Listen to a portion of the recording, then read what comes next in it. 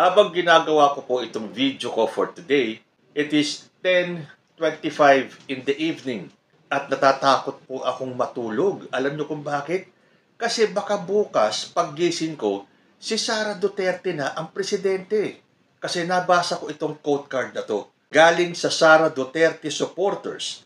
Paggising ko bukas, presidente na si Inday Sara Duterte. Nako, yun ang pinangangambahan namin mga loyalista at mga maka-BBM na baka paggising namin bukas, si Sara Duterte na ang presidente. Pero teka muna, kailan ba to? Nung Saturday pa yata ito pinost bago yung INC rally, dahil umaasa sila na dyan sa rally ng INC, mapapatalsik nila si President Bongbong Marcos at maiuupo nila si Sara Duterte. Ilang gabi na ang lumipas, ilang umaga na tayo ay nagising. Pero hindi naman naging presidente si Inday Sara Duterte. At sigurado yan, bukas paggising natin, si Bongbong Marcos pa rin ang presidente. Masyado kasing tiwala itong mga DDS Kasi a day before the INC rally, ang dami pong mga quote cards na naglabasan. Tulad nito, "Get ready, VP Sara." Ito naman, mukhang Bisaya ang sulat nito. "Sa dili madugay, molupad na ang agila." Hindi po tayo Bisaya, Ilocano po ako, pero parang ang ibig niyang sabihin ay sa dili madugay, hindi na magtatagal, lilipad na ang agila. Paki-correct nga po ako, paki-interpret na rin po kung anong ibig sabihin nito. Sabi naman ng isang DDS, President Sara Duterte, shit! Sabi naman ng isang direktor, President Inday Sara Duterte. Tapos may picture pa, si Sara Duterte, na parang waiting for her proclamation. President Inday Sara Duterte, claiming it. Nakailang claiming it na ba kayo? Natandaan niyo yung nagpa-lechon baka, si Sara Duterte sa Davao? Di ba ang daming nagsasabi nun na kaya nagpa-lechon baka ay celebration dahil si Sara na ang mauupo? So hanggang kailan kaya sa tingin ninyo maghihintay si Sara ng kanyang proclamation? Sabi naman ni Jimmy Bondoc, witness, history, unfold. Wow! Meron pang pakiusap nun si Jimmy Bondoc Basahin ko Ito po sinabi niya bago mag-INC rally. Parang paghahanda, parang mind condition na si Sara Duterte na ang uupong presidente.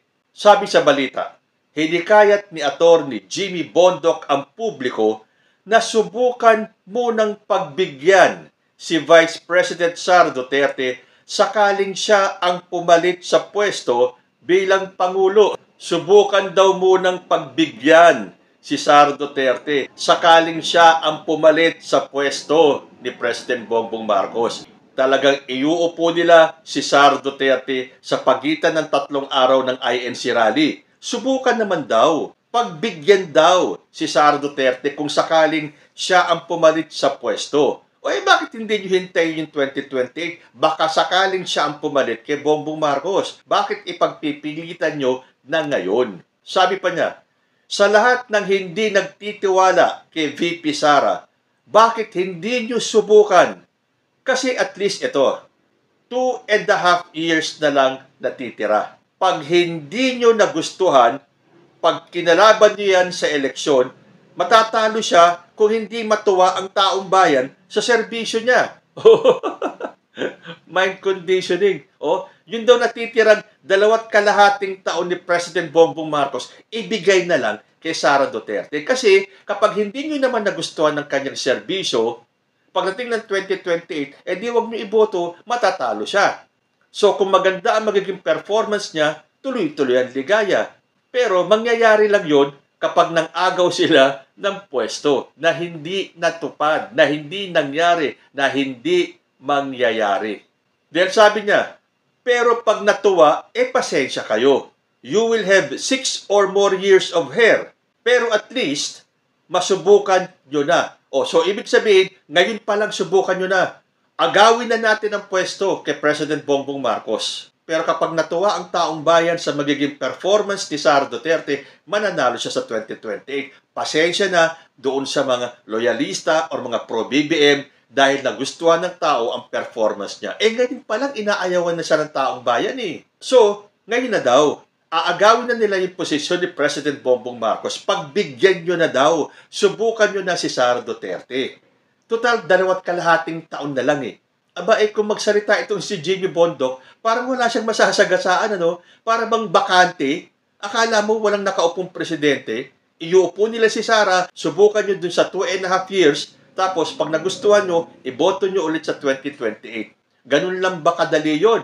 Hindi eh. Hirap na hirap nga sila na maagaw ang posisyon ni President Bongbong Marcos. So kahit anong naging hiling nila bago mag-INC rally, hanggang ngayon, si Bongbong Marcos pa rin ang nakaupo. Ito po, panawagan ni Jimmy Bondoc 1 or 2 days before the INC rally.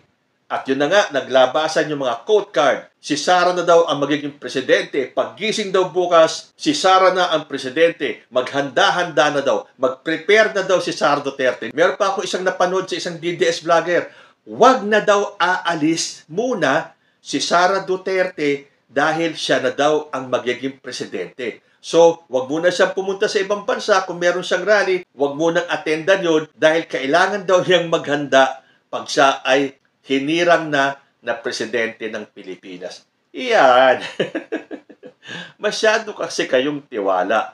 Akala nyo malakas pa rin si Sara Duterte. Hindi nga nyo napadami ang bilang ng mga DDS na umattend nung November 16 and 17 na rally ninyo sa EDSA.